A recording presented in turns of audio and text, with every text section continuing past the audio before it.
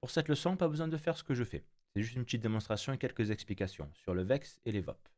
Houdini a donc son propre langage qui est le VEX. Un des avantages du VEX, c'est qu'il est très rapide à l'exécution. Je vais ajouter une sphère.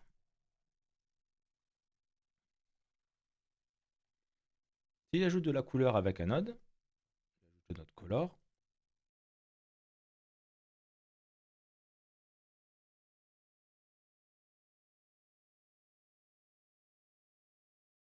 J'ai utilisé un node, je n'ai pas utilisé ni de VEX ni un attribut de VOP.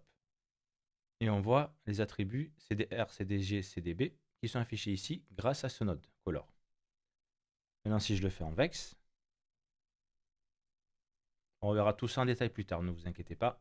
Très peu de VEX, un tout petit peu, mais vraiment très peu. Et un peu plus de VOP pour le level.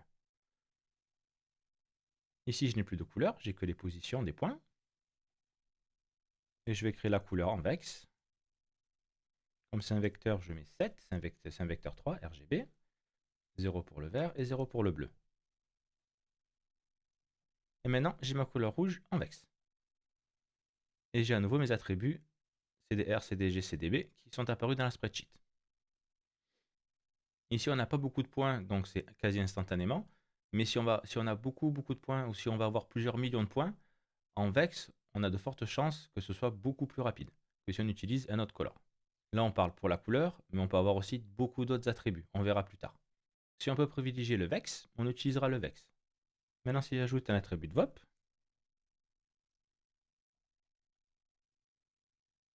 l'attribut VOP pour l'instant est vide. Je vais à l'intérieur. Et on va avoir sur la gauche la géométrie que l'on a en entrée. C'est notre sphère. C'est l'entrée numéro 1, celle-ci.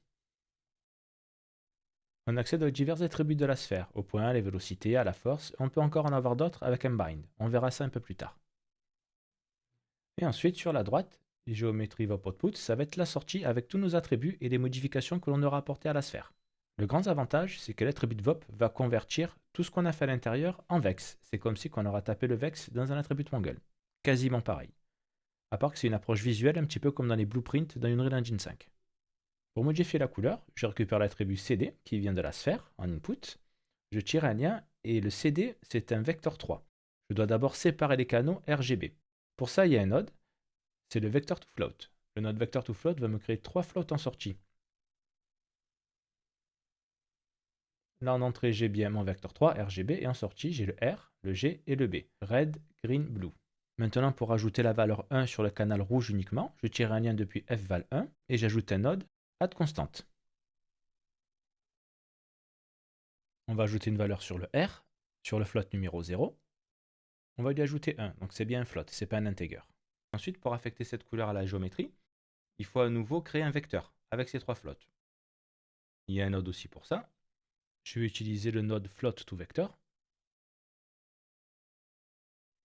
Donc on a le canal rouge en premier, en second on a le vert, et en dernier on a le bleu.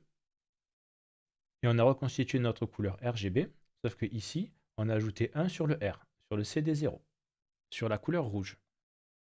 Je connecte le node sur la sortie, et maintenant la couleur CD est apparue dans la spreadsheet. Alors elle n'est pas rouge, elle est rose parce qu'on voit ici GB c'est aussi à 1, et là j'ai ajouté 1 sur le R. Donc à R on a 2, on dépasse les valeurs entre 0 et 1, parce que par défaut j'ai déjà une couleur. Si je remonte au niveau de la sphère, que j'ajoute un autre color et que je le passe en noir, maintenant j'ai bien ma couleur rouge. Avec l'attribut de VOP, on va pouvoir ajouter un noise. On a utilisé le node mountain jusqu'à présent.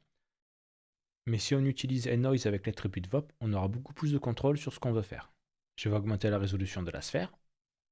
Et on peut cumuler les noises pour avoir notre low, medium et high frequency, comme on avait fait avec les nodes mountain.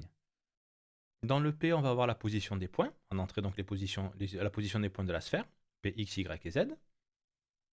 On va ajouter un noise, alors on va avoir différents types de noise. Je vais ajouter un turbulent noise. Et le turbulent noise, on va l'ajouter aux positions des points.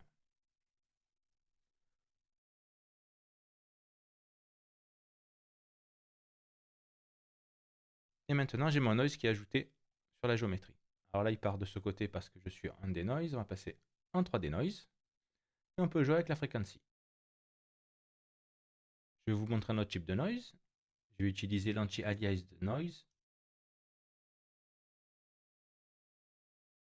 Je le mets sur 3D input, 3D noise.